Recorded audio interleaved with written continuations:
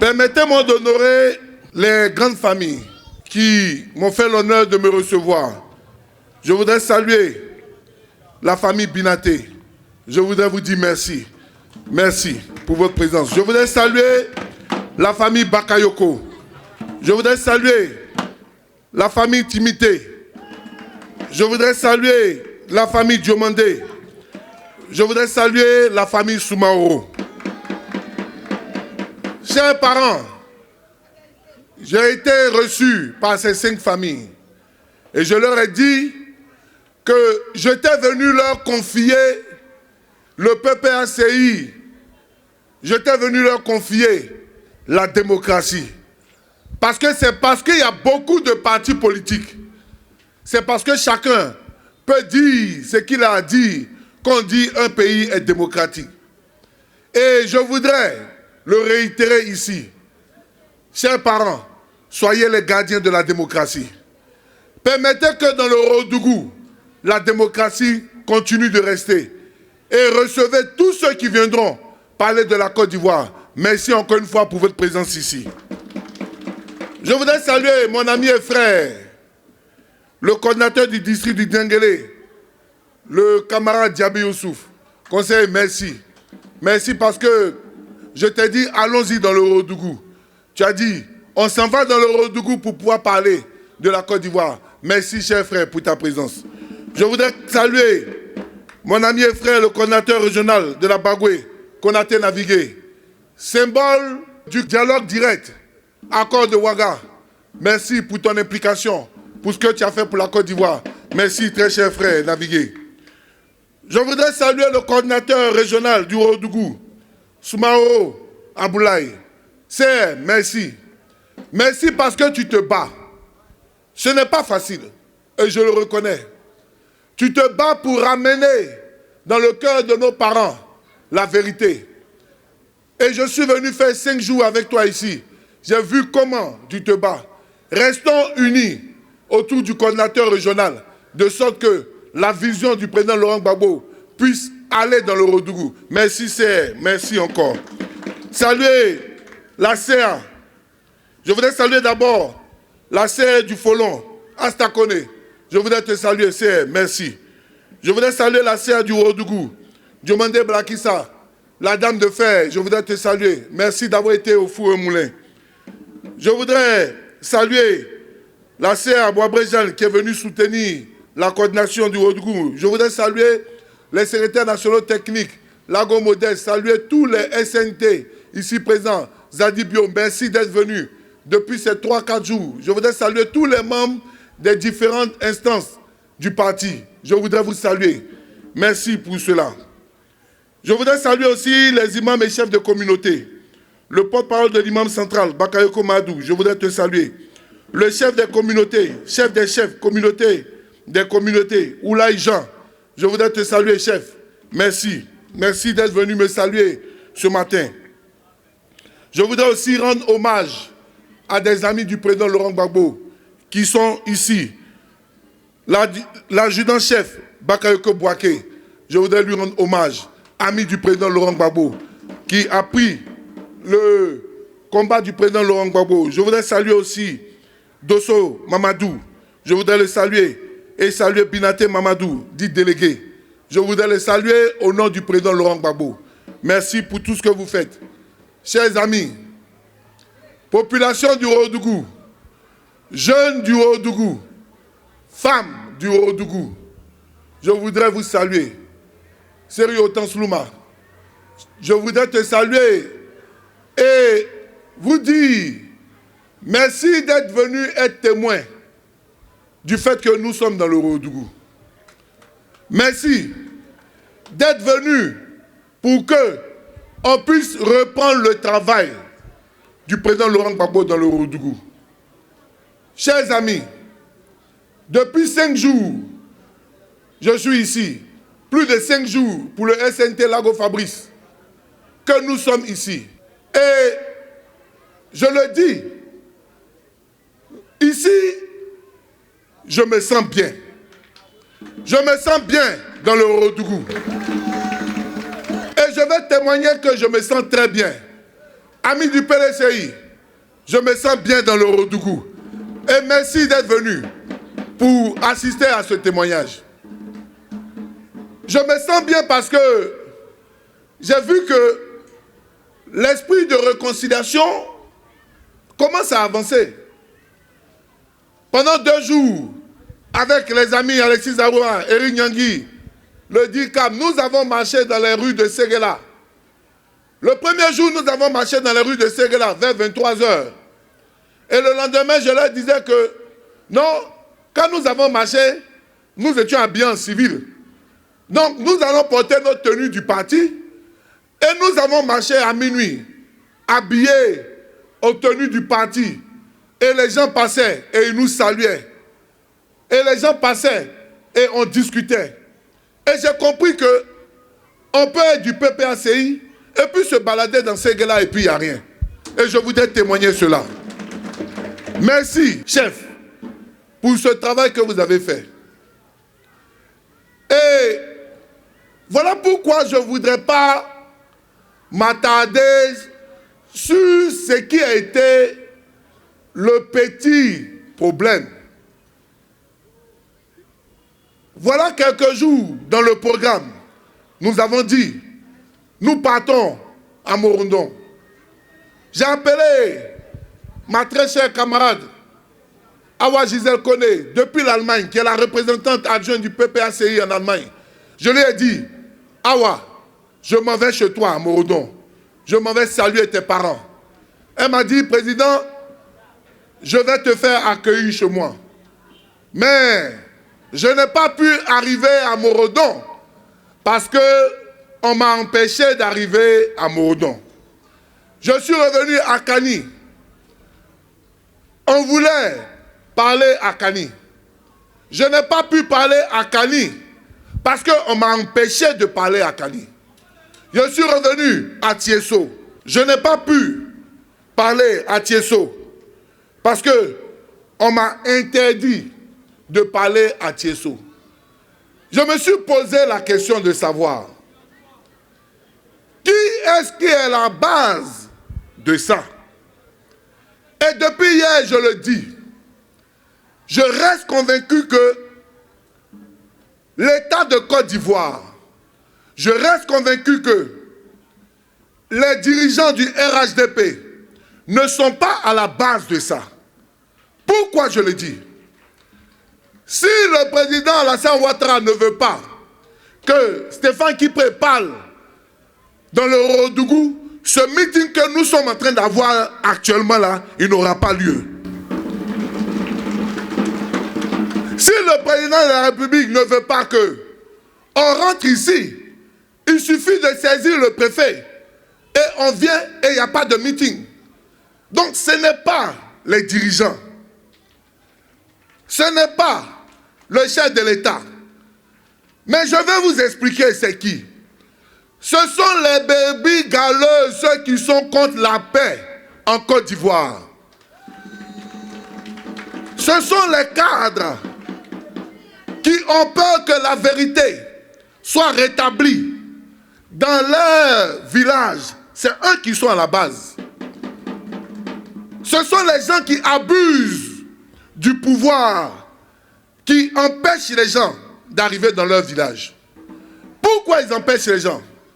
C'est quand j'ai discuté avec les jeunes qui étaient en train de nous empêcher. Je leur ai posé la question de savoir, mais pourquoi? Qu'est-ce que vous reprochez au PPACI? Qu'est-ce que vous reprochez à Gbagbo Laurent? Et nous ne pouvons pas venir ici. Et c'est la réponse de ces jeunes-là qui a ouvert mon esprit sur ce qui se passe. Ils disent, vous nous avez assez tués. C'est maintenant que vous venez ici. J'ai compris que ces jeunes ont été manipulés et ils ont raconté des mensonges à ces jeunes-là. Ils ont raconté à ces jeunes qu'ils ont été tués par Gbagbo Laurent. Donc, quand les enfants de Gbagbo, quand le parti de Gbagbo veut partir pour rétablir la vérité, ils ont peur que la vérité soit sue. Ils ont peur que les Ivoiriens puissent savoir ce qui se passe.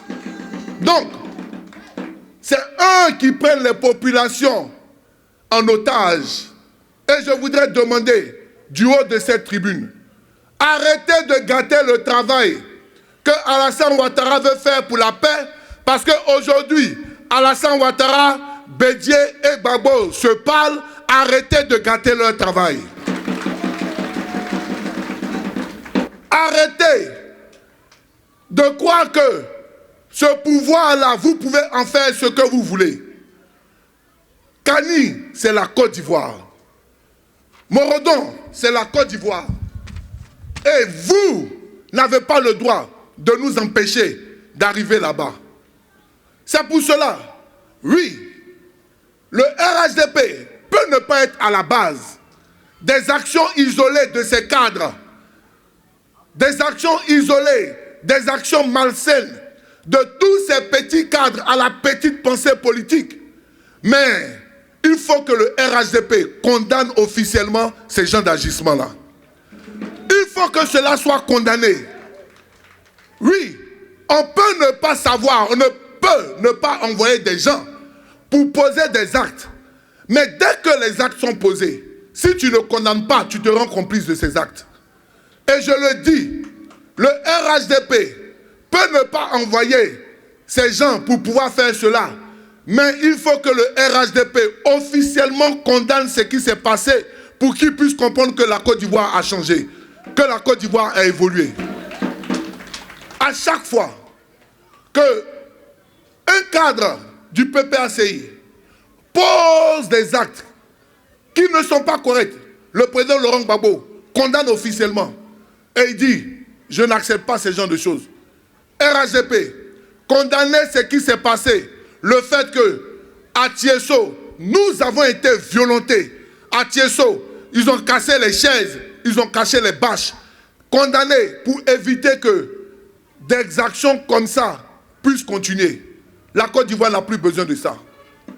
La Côte d'Ivoire n'a plus besoin d'aller en arrière.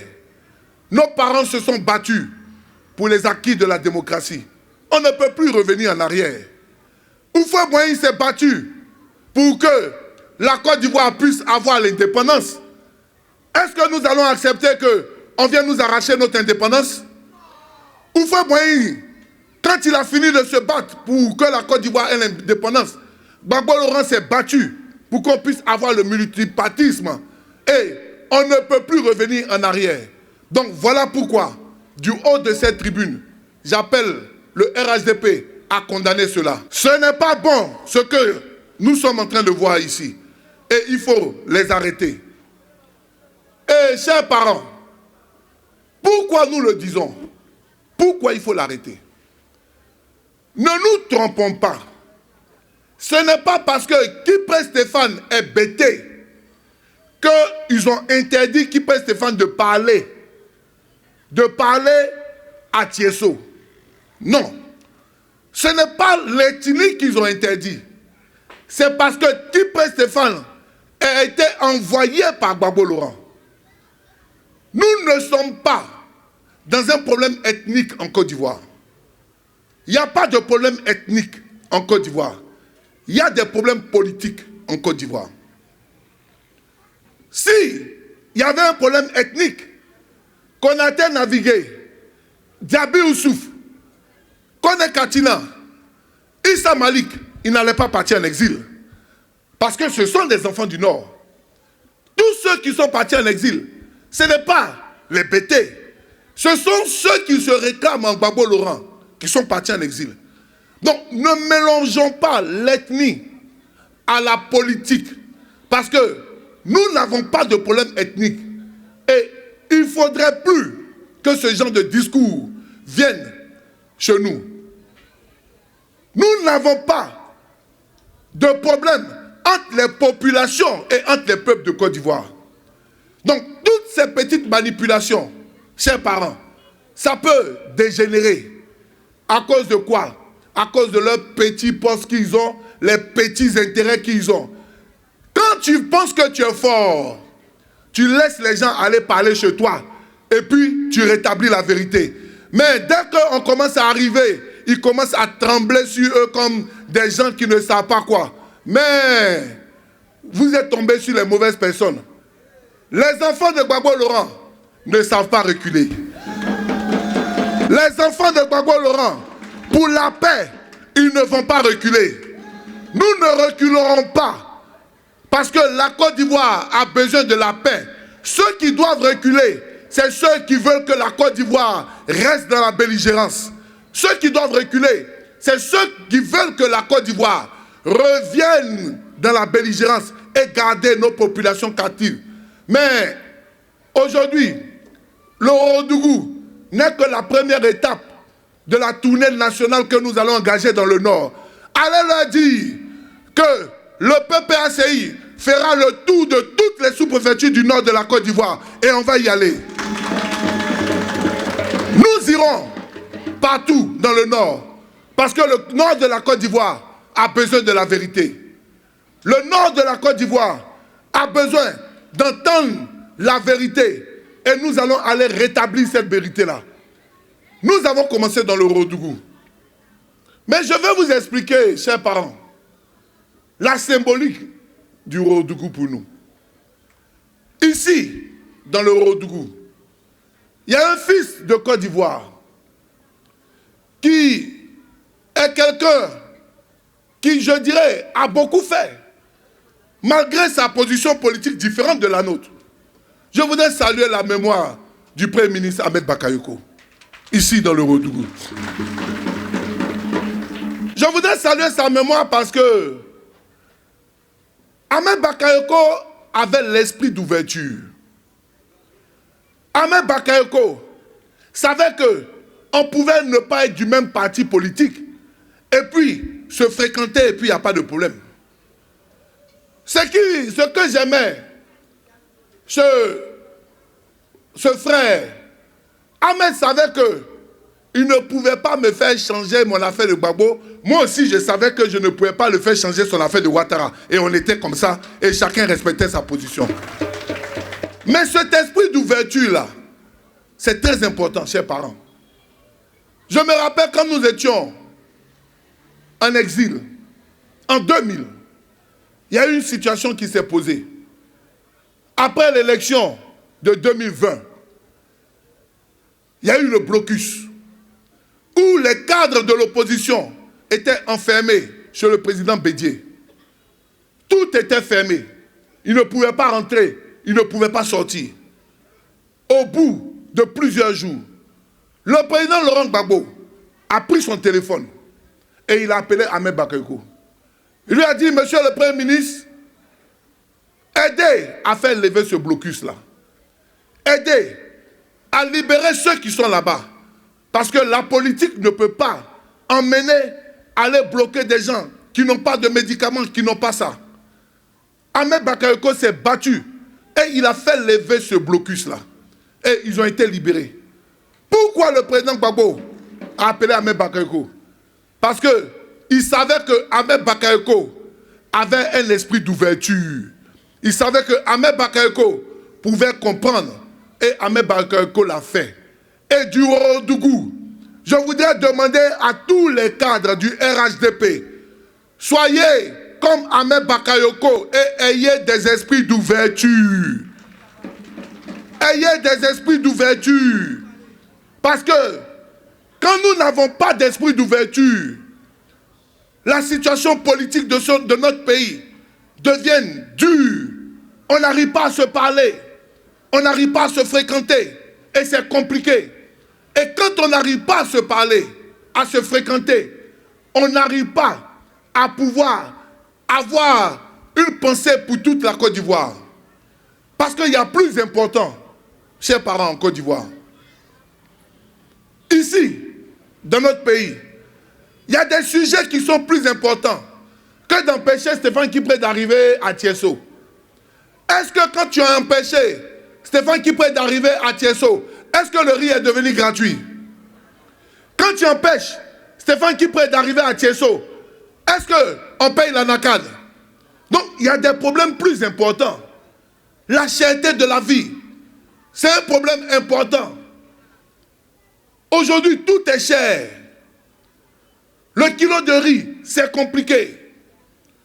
Quand tu passes dans les rues, de Séguéla, quand tu parles aux jeunes, ils viennent. Ah mon vieux, c'est compliqué, on ne peut pas avoir un petit billet. Mais ce sont des enfants de Côte d'Ivoire qui ont des diplômes, mais ils n'ont pas d'emploi. Ces sujets sont importants. Quand j'étais en train de passer dans Séguéla, je voyais des champs dans l'arcade. Tout tombait, tout se gâtait, tout était en train de pourrir. Pourquoi on ne paye plus la NACAD? Ça, ce sont des sujets importants. Si vous pensez que vous êtes fort, allez-y chercher des acheteurs d'ANACAD, ils vont venir payer notre ANACAD. C'est ça là qui est important. La cherté de la vie. Il faut que nous réfléchissions ensemble. Nous, notre rôle d'opposant, c'est de dire que la vie est chère. Et le rôle des gouvernants, c'est de trouver des solutions à cette vie chère-là. Parce que s'ils ne peuvent pas trouver des solutions, en 2025, ils vont quitter là, on va venir s'asseoir et puis on va leur apporter des solutions. C'est ça. C'est ça la démocratie. La liberté d'expression. La liberté des va-et-vient. Mais face à la cherté de la vie, il faut qu'on trouve des solutions. Et dans nos échanges, j'ai reçu des communautés et qui m'ont dit quelque chose. Ils m'ont dit, frère, il y a quelque chose qui est difficile. Nous avons des difficultés. On ne peut plus faire partie de nos parents à la Mecque. On n'arrive même pas à payer 1 kilo de riz. Comment est-ce que nous allons payer le voyage à la Mecque qui est passé à 3 800 000? Pour un musulman, aller à la Mecque, ce n'est pas un plaisir. Ça fait partie des 5 piliers de l'islam.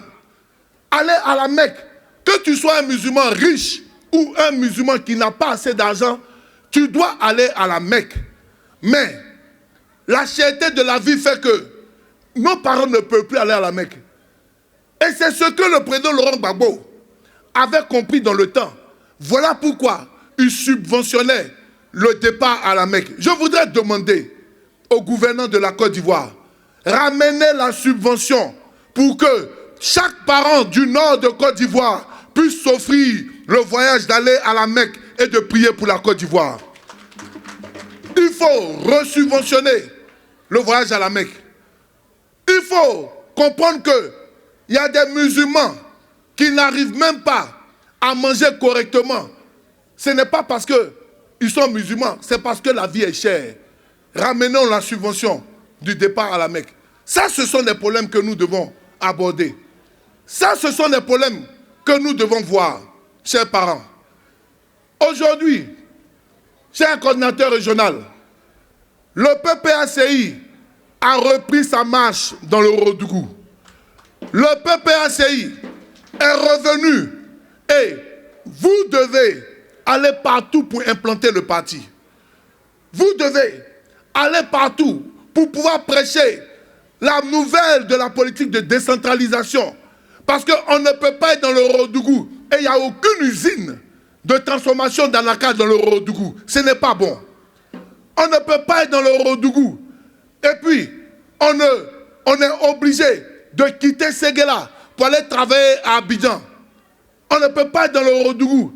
Et puis, nos enfants ne vont pas à l'école. Et le PPACI veut revenir à ça. Nous sommes dans une année électorale. Et dans cette année électorale, ne vous trompez pas. Faites attention à ceux qui viendront vous dire « Non, si vous ne votez pas pour nous, on ne va pas avoir l'argent pour développer. L'argent qu'on donne aux mairies et puis aux conseils régionaux, ce n'est pas l'argent de quelqu'un, c'est l'argent de l'État de Côte d'Ivoire. On n'a pas besoin d'adhérer à un parti politique pour avoir l'argent pour pouvoir développer. Faites attention à ceux qui croient que le nord de la Côte d'Ivoire est leur chasse gardée. Quand tu sais qu'une femme est pour toi, tu ne peux pas la perdre, tu la négliges. Mais je voudrais annoncer aux gens du Ourodougou, je voudrais annoncer que le Ourodougou, c'est une femme que nous tous, nous allons commencer à draguer. Et nous, au PPACI, on a les techniques de drague. Nous allons la draguer et nous allons arracher le Ourodougou entre les mains. Pour penser ensemble aux enfants du Ourodougou. C'est, nous sommes venus juste pour ouvrir la porte. Nous sommes venus juste pour montrer que tout est reparti. Nous reviendrons ici et je ferai le tour de toutes les sous-préfectures du Ourodougou. Camarades navigués, après, comme ce n'est pas loin, nous irons chez toi pour appuyer ce travail-là. Camarade Diaby, nous irons chez toi pour appuyer ce travail. Parce que le PPACI a décidé de reconquérir sa femme, qui est le nord de la Côte d'Ivoire.